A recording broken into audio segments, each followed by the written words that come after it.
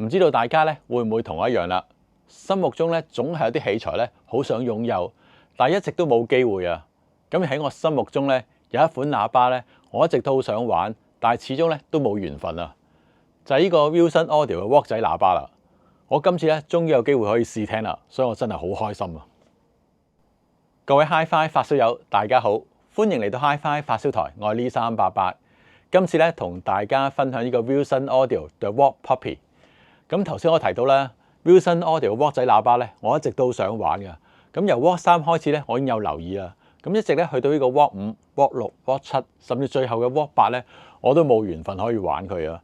咁啊，今次咧終於可以試一試啦。因為咧 Wilson Audio 咧為咗慶祝佢哋成立50週年咧，推出呢款咧 The Walk Puppy 啊。咁啊，終於可以令到我圓夢啦！真係可以玩一玩呢個 Walk 仔喇叭啦。未去片之前咧，如果大家睇緊條影片咧，仲未訂閱 Hi-Fi 發燒台咧，就快啲撳著下低嘅訂閱掣啦。咁呢個少少嘅動作咧，對我支持咧相當之大噶。咁另外咧，可以拍多啲唔同嘅音響產品，介紹多啲唔同嘅唱片，同埋做多啲咧唔同發燒嘅家訪。好，唔講咁多，去片。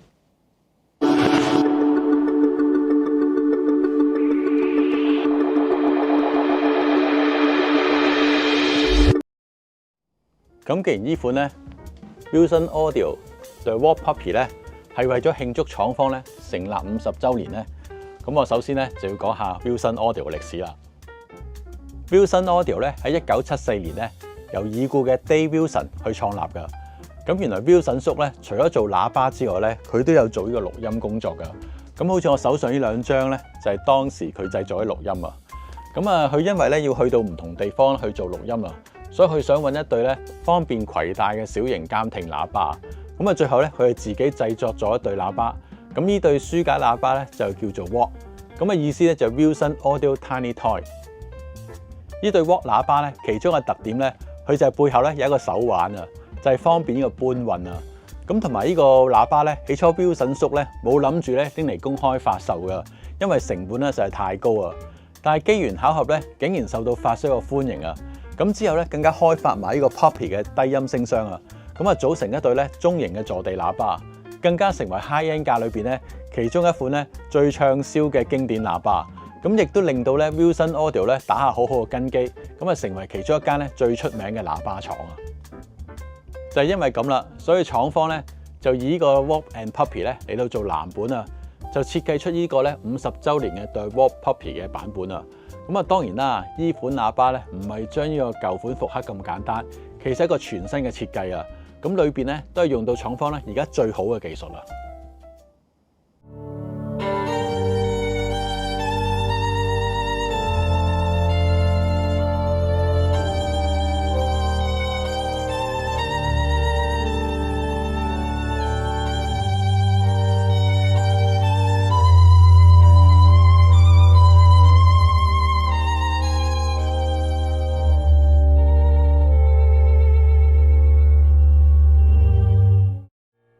喇叭聲箱嘅物料咧就用到廠方獨有嘅 X material， 咁而喇叭前帳板咧就用到呢個 S material， 咁 Puppy 聲箱頂部咧就用到最新開發嘅 V material， 咁而呢啲物料咧都係一啲複合嘅物料，咁可以好好控制呢個喇叭嘅諧震，咁啊出嚟嘅聲音咧自然更加準確，更加少聲箱嘅陰染啊！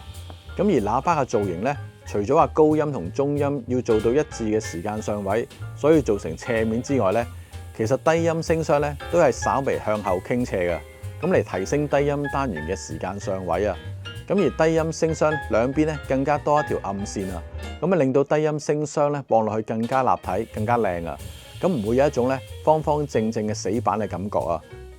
而低音聲箱背後咧就有呢個紀念50週年嘅大金屬嘅徽章啊。咁同埋咧可以更換電阻嘅裝置啊。咁下邊咧就有一個咧金屬圓形嘅出氣口，咁同埋咧廠方自家製作嘅升高歪嘅喇叭接線柱啊。上半截嘅 Walk 喇叭咧，同樣都可以因應呢個皇帝位嘅距離咧，喺底下嘅釘腳咧可以調校呢個傾斜角度啊，咁啊做翻準確嘅時間上位。咁而背後咧保留翻呢個手環，咁啊成個手環咧用咗鋁合金經嘅 CNC 加工出嚟啊，咁啊造型咧非常之靚啊。仲有兩組喇叭接線柱，咁嚟接翻咧 Puppy 新出嚟嘅喇叭線啊。咁而 Poppy 上邊嘅喇叭線嘅位置咧，可以扭鬆佢，咁啊等呢個喇叭線咧可以伸長埋縮短啊。咁啊大家要留意啦，當鬆開咗之後咧，接好咗呢個喇叭線咧，就記得收翻緊佢。咁我覺得對聲音咧都有幫助嘅。對 Rock Poppy 嘅前面板嘅防繞射物料咧，由以往嘅海綿咧改成呢個厚絨布啊，同埋喇叭網咧由呢個魔術貼咧改成呢個柱位啊，咁樣咧就會襟用好多，冇咁容易爛啊。咁有用開以往嘅 Rock Poppy 嘅用家咧，一定知我講乜。單元方面咧，高音咧就係同廠高級型號一樣嘅1寸 CSC 軟半球嘅高音啊。咁啊單元背後咧就裝咗一個咧碳纖維封密嘅聲室，咁令到高音咧更加平順自然啊。咁啊中音單元用咗7寸直徑，背後由4個 Alico 磁鐵組成嘅 Quadromat 嘅磁體啊，唔止令到中音夠厚實飽滿，亦都有好好嘅驅動力，同埋可以咧承受大音壓。低音每邊用咗 Sasa 一樣嘅雙8寸嘅單元啊，唔單止低音量感足，而且反應速度咧都相當快。分音器咧我就插唔到俾大家睇啦。咁啊廠方就話啦，分音器係全人手搭棚啊，冇用到呢個線路板，咁啊令到聲音咧更加直接。中音嘅細節動態變化咧都可以聽得清楚啊。而分音器裏邊嘅電容咧更加係自家製作，誤差極低嘅銅箔電容啊。今次咧試聽呢款 The Rock Poppy 咧，我一開聲咧我就明白點解 Wilson Audio 可以咁成功啊！因為咧佢真係可以掌握到咧大部分發燒友想要嘅聲音啊，而且佢真係咧可以調校到出嚟嘅。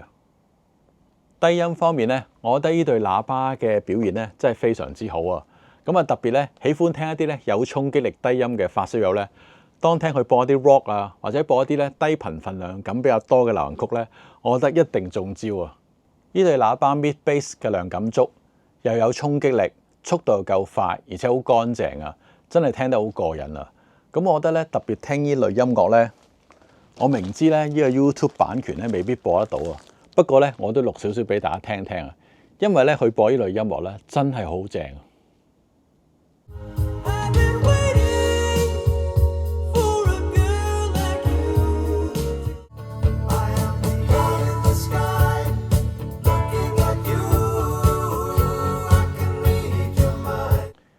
咁喺中音方面啦，咁呢對喇叭咧，佢唔會播出一種咧有味精嘅甜潤人聲啊。只要個錄音好咧，你就會聽到好優美、好順耳，同埋好夠飽滿嘅感覺啊。咁同埋咧，可能用咗 Alico 磁鐵嘅關係咧，嗰啲聲音咧都好夠厚實、好襟聽噶。咁同埋咧，個時間上位準確啊，所以令到嗰個人聲嗰個聚焦咧好準確，好似吊咗一對喇叭中間咁樣啊，同埋一種咧好離傷嘅感覺啊。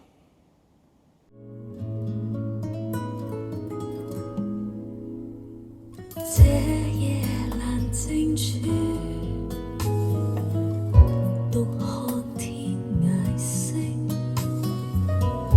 每夜如星閃照，每夜長照耀。如果以我個人口味咧，我喜歡而家個 Rock 掣咧嗰個絲膜高音咧，多過以前嘅金屬振膜高音啊！我覺得呢個高音咧唔會話太搶耳，而且能量感都好足啊！咁啊，當聽一啲銅管樂嗰陣時咧，亦都可以聽到啲金屬味，亦都夠光澤感，完全唔會覺得暗啊！而且咧帶有啲圓滑嘅感覺啊！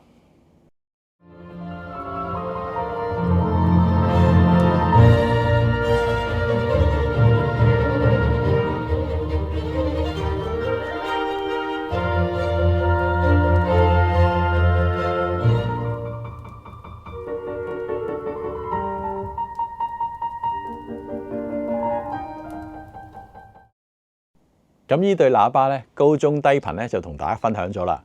咁啊，到底整體表現又會係點咧？咁我覺得呢對喇叭咧，嗰個節奏感好出色噶。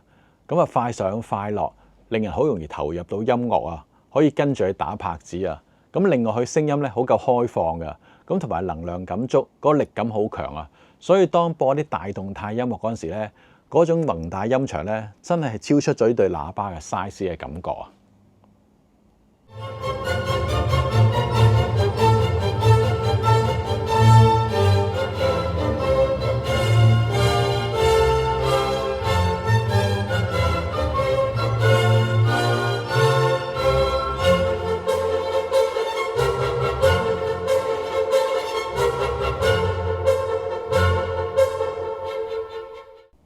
以我聽到咁多唔同種類嘅喇叭，呢款喇叭高音咧未必去到最高，低音咧未必潛得最深。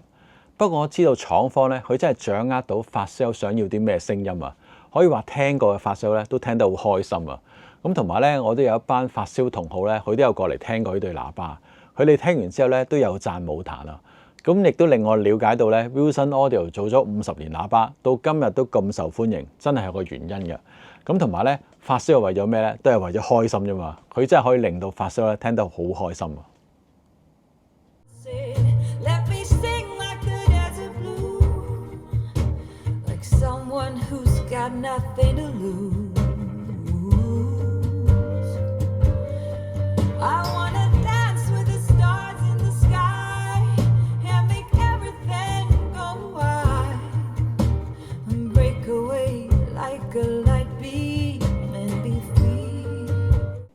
咁有朋友問到啦，呢對喇叭到底難唔難玩啊？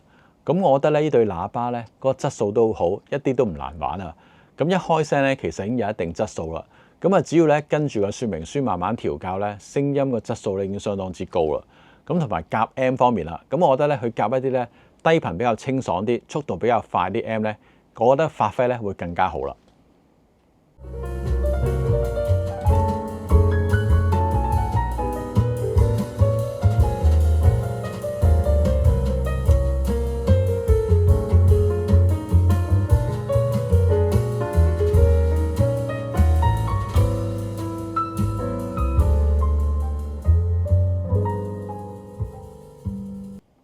今次咧試聽完呢款喇叭咧，我都覺得佢個表現好好啊，我都聽得好開心啊。不過亦都有啲發燒問到啦，呢款喇叭咧同以前 Watt 8咧個價錢有個相差，咁啊到底值唔值啊？咁我今次試聽完之後咧，我發覺咧無論佢嘅聲音表現啊，成個喇叭嘅做工啊，每一樣嘅細節啊，上高嘅噴漆啊，前面板物料嘅改善啊，同埋調校嘅方便程度咧，我覺得相比起 Watt 8咧都有好大嘅提升啊！所以我覺得係值呢個價錢嘅。另外咧，呢款喇叭咧，起初我覺得佢有一樣唔好處啊，就係 Poppy 上高咧，其實佢有個路軌咧，就係俾呢個 Wok 仔可以擺落去嘅。咁我唔知點解咧，個路軌上高咧唔做3個呢個粒位咧，令到嗰個 Wok 仔個尖釘可以對準插落去啊。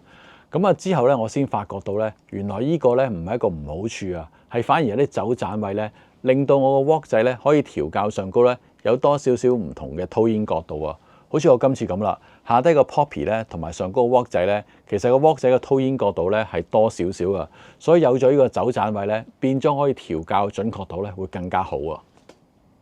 好啦，今次嘅分享咧就差唔多啦。如果大家喜歡呢條影片咧，記得俾個 like 我。咁同埋咧，我知道咧有好多發燒友咧都有玩過唔同期嘅 Wok and Poppy 啊。如果大家真係有玩過咧，都可以下低留言欄咧留一個第一嘅 emoji 俾我。